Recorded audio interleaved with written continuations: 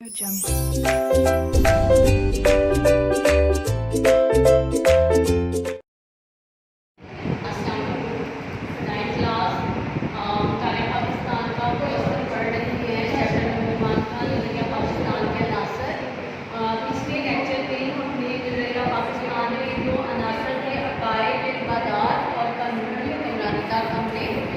تھا. ٹھیک ہے, آج کا جو ہمارا نیکسٹ پوائنٹ نمبر 4 ہے وہ ہے اخوت و مساوات. اخوت یعنی بھائی چارہ اور مساوات برابری. حضور اسلامی معاشرے میں اخوت و مساوات کو خاص مقام حاصل ہے. اسلام سے پہلے ٹائم کلاس میں اس اصول کی بنیاد تھی, کیونکہ جو طاقتور تھے وہ کمزوروں کے جو حقوق ہے وہ ہڑپ کر جاتا.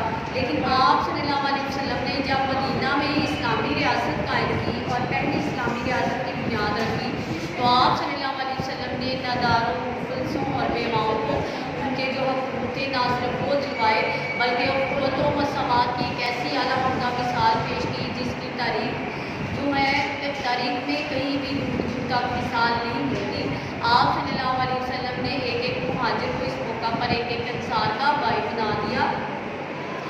اخوت و مساوات جو ہے یہ اسلام کی ایک جو ہے اہم خوبی ہے, اسلامی نظام کی ایک اہم خوبی ہے جو کہ کسی بھی اور مذہب میں ہمیں نہیں ملتی, کیونکہ باقی تمام مذاہب میں جو ہے دولت کی بنیاد پر ٹھیک ہے جو ہے طبقات کی تقسیم کی گئی ہے, لیکن اسلام میں اس طرح کی کوئی بھی تقسیم نہیں ہے.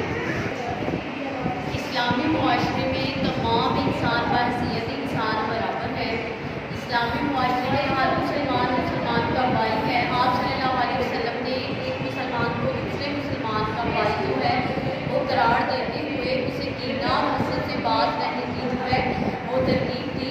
آپ صلی اللہ علیہ وسلم نے مختلف موقعوں پر جو ہے اخوت و مساوات کی مثالیں قائم کی, اور مختلف موقعوں پر ہی آپ صلی اللہ علیہ وسلم نے مسلمانوں کو مسلمانوں کے حقوق ادا کرنے کا بھی حکم دیا, تاکہ اسلامی معاشرہ جو ہے وہ اخوت و مساوات کا جو ہے وہ علمبردار جس طرح ماضی میں تھا موجودہ زمانے میں بھی اسی چیز کی اشد ضرورت ہے. علامہ اقبال نے ایک موقع پر فرمایا کہ اس صف میں کھڑے ہو گئے ہیں ہندو ایاز, نہ کوئی بندہ رہا اور نہ کوئی بندہ نواز.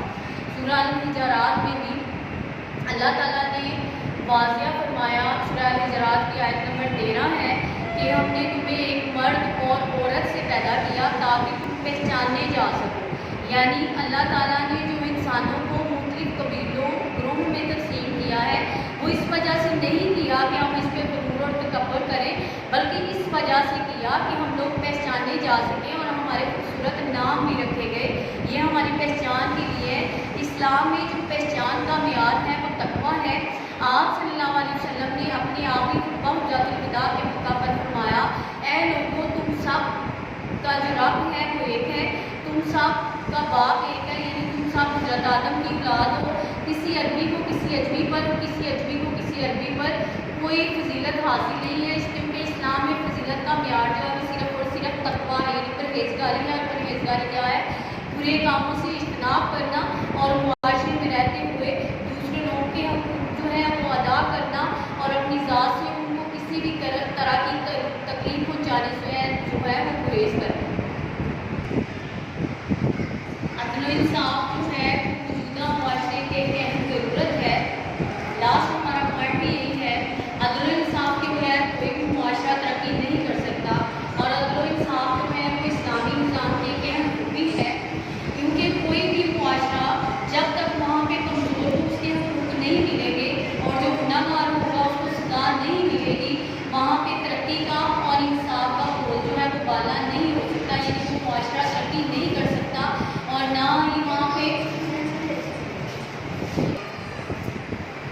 ایسا معاشرہ جہاں پہ عدل و انصاف ہوگا وہاں پہ سزا کے طور سے کوئی بھی مجرم جو ہے پہلے نمبر پہ تو جرم کرے گا ہی نہیں, کیونکہ جب اسے پتہ ہوگا کہ اس کو عدل کے مطابق سزا دی جائے گی.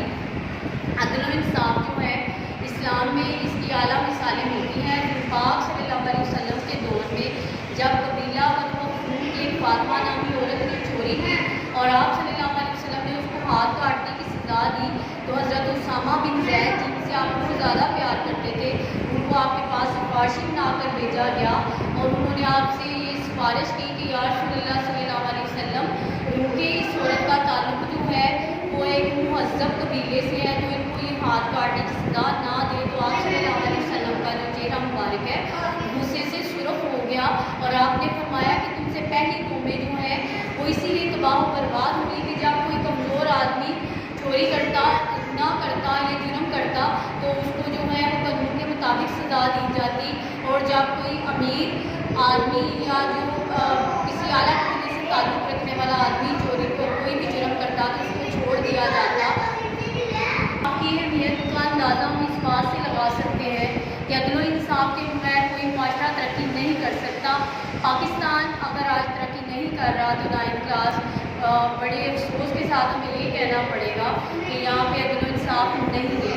जिस दिन पाकिस्तान में अदल इंसाफ कायम होगा, अदालतों के जो फैसले हैं उनका एहतराम किया जाएगा और अदालतें जो हैं अपने जो फैसले हैं वो बग़ैर किसी दबाव के तहदीद करेगी, ठीक है। मुकदमात के उस दिन पाकिस्तान तरक्की की राह पर गामज़न होगा, यानी कि ऐसा मुआशरा जहाँ पे अदल इंसाफ कायम होता है वहाँ पे वो तरक्की की राह पर गामज़न होता है और वहाँ पे कानून की हुक्मरानी होती है। और इस्लाम में और पाकिस्तान में ख़ास तौर पर इस निज़ाम की जो है बहुत ज़्यादा ज़रूरत है। यहाँ तक आज का हमारा लेक्चर है।